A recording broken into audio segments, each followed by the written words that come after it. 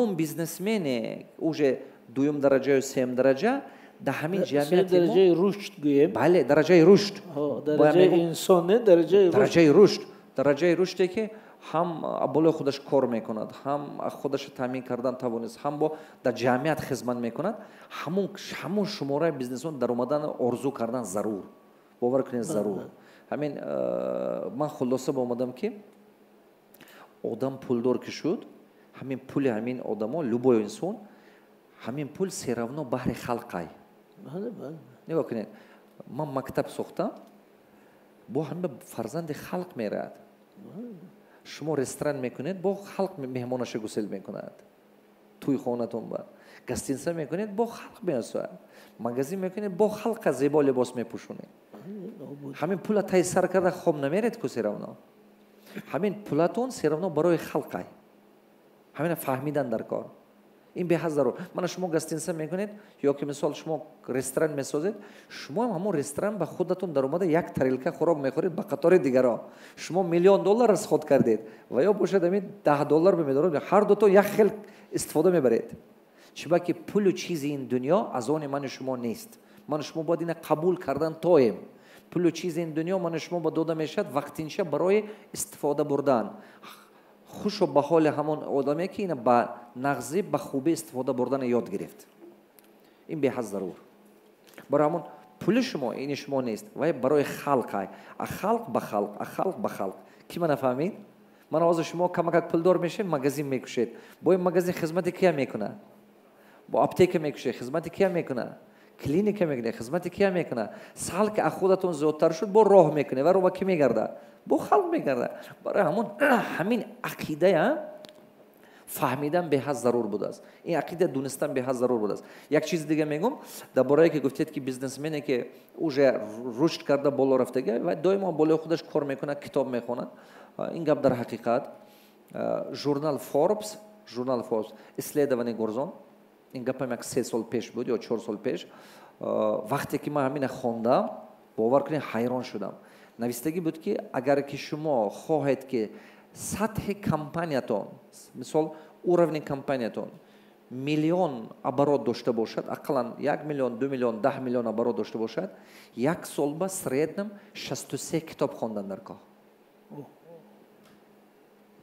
шумо представ мекунед, ина журнал Forbes анализ карда буромада, аз даруни миллионера омӯхта буромада, ҳамин чиза буровард. гапа бинед, агар ки шумо хоҳед ки компаниятон миллиардни оборот дошта бошаду, международный уровень ба аксии шумо нафтаду, шумо востребованная компания буда бошед, 93 китоб, 96 китоб хондантон дар кор як сол ба. ҳафта это 2 китоб.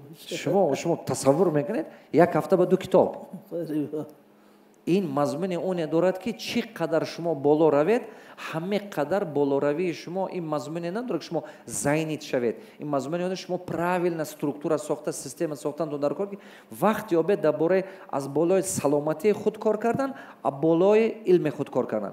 агар ки шумо неправилна организация сохтед, компания чӣ қадar калон шуд, вақти шумо мегирад, шумо зайнид шуда, саломатӣ аз даст метиҳед, вазнини моральне нагрузка мешавад, депрессия меафтед, нервни почва сдаваться мекунад, аста-аста постепенно истощение нервной системы мешавад, истощение саломатитон мешавад, аста-аста сахт бой метиҳад. агар китоб нахонед, тамом пеш намеред.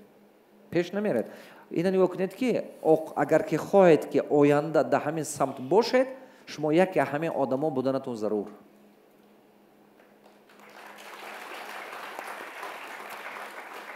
суҳбати хуб гирифта истодед? чизе дар коритона гирифтане? мо ҳамчун дарё ҳастем бачаҳо. ҳамчун дарёе ҳастем. ҳар касе ин дарё ба мебиёяд, як чизе ки худаш ба худаш мебиёрад. баъзе одамо мебиёрад, нигоҳ кунед, баъзе одамо мебиёрад, мана ин хел стакан қатӣ дарё ба мебиёрад. баъзе одамо мана ин хел бутилка қатӣ. баъзе одамо канистр қатӣ. баъзе одамо ложка қатӣ. баъзе одамо чайни ложка қатӣ. бо баъзе одамо чайни ложка плоскиве диркаме. сузан қатӣ. ҳамин астоде? هر خیلی آدم چیزی که حرکت کنید که یک چیز خوب گره حرکت کنید ماکسیمم برید این چیزها. این هر یک فکری که اینجا میبرید آینده شما یا قطره به قطره این فکر رو یک میده زم شده دنیای شما میسازد. دنیای فهمش شما میسازد، دنیای فکرانه شما میسازد. وقتی که این چیزا دنیای فکرانه شما ساخت، شما آیندهتون میسازید ان شاء الله. این بهترین چیزا. خیلی خوب، بهترین چیزا. خب استاد در دوام همین موضوع یک ایده عجیب هست را گویم، چون که میمورد من اول یه نکته میگم که من اینجا دهنی در دیدم که امی برنامه با بیلیت بوده. بله ما همش با کسی که امین دیوار پسیخولوژی شکست که بیلیت گرفته پول داده برای رشد خودش قدم ماند، همین اولین غلبه است. اولین غلبه است، چون که در ما همین جرأت گاهی نمیرسد. این قدر یک $1 آدم بیلیت گرفته است، نمیدونم 100 سوم 200 سوم 300 سوم با گولد ویپ. 100 سوم با ما هم کسی اینجا نمیمونیم در آن. نمیمونیم. مثال میگم ولی همین خودش علاقه شما قدم اولی موفقیت رو گذاشتید، همین دیگه قفو نگردید. بله. این بسیار مهم است.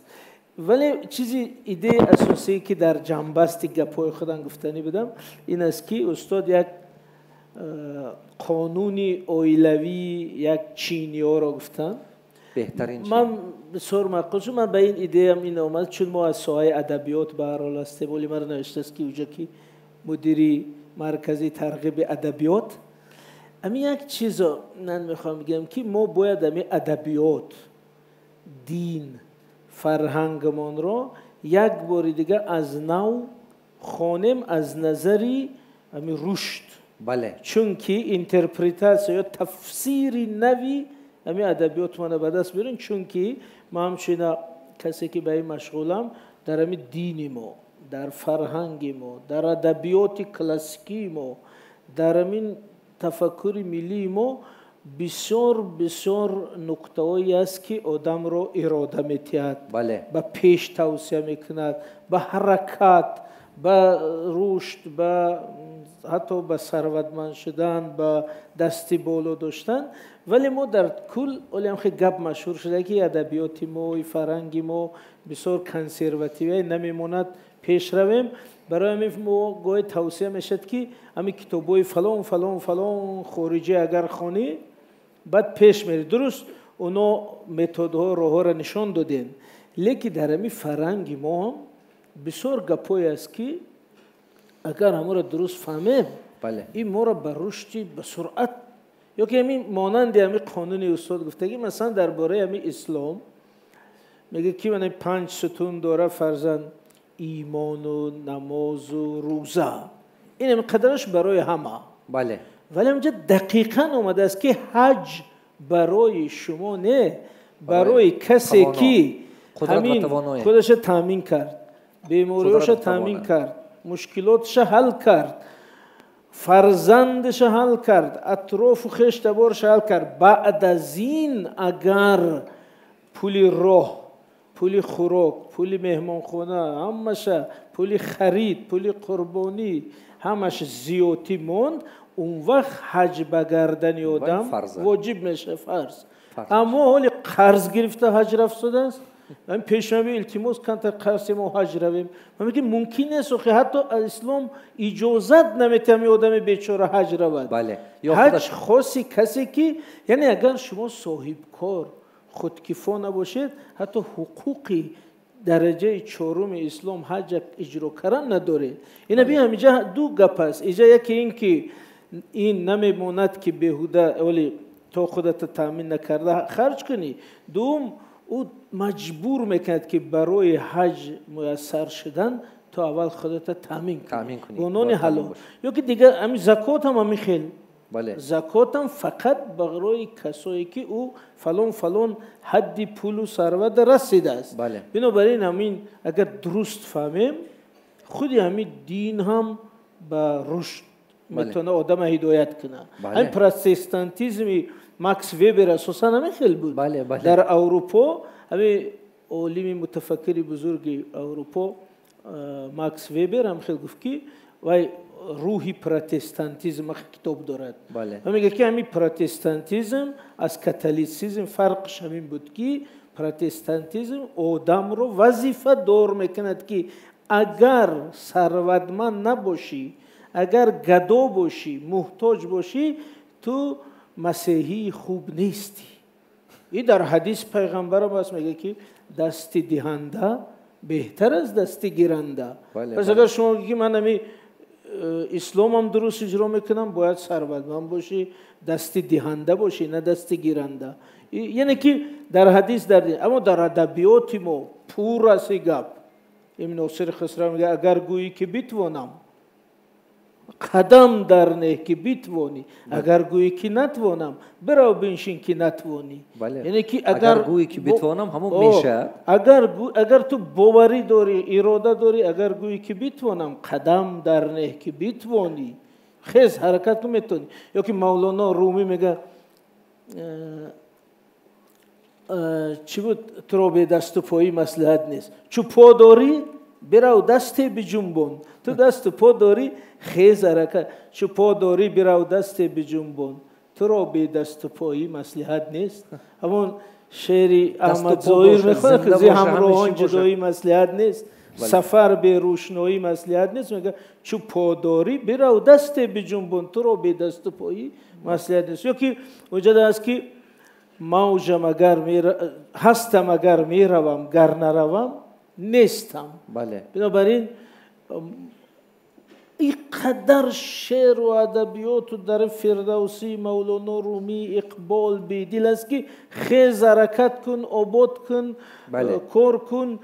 تو اگر ضعیفی، بیچاره‌ای، محتاجی، کمبغلی، هنوز لذت و شرافت انسان بودن و مسلمان بودن حس کردن نمیتونی. اگر ما خلاصه میکنیم که اگر با کمک شما برین این چه که کتابای مشهور آوردید، خودتون نوشتید، یک کتاب سازیم که از درون فرهنگ خودمون همون نکته‌های موتیواسیونی چیزهای درکاری برآورده نشون دهیم که این فرهنگ ما هم در جوهرش همین رشد نهاده است. راست گپ شما همین حاضر گفتگیتون من بسرش میشم. شما گفتید یک کتاب نوشتن در کار که در حقیقت همون چیزهای ضروریاتی که همین ادبیات ما با هست و برآورده خلق جوان مردم امروزی ما با نشون داد. این گپ تون درست. من این کارو میکنم. چی با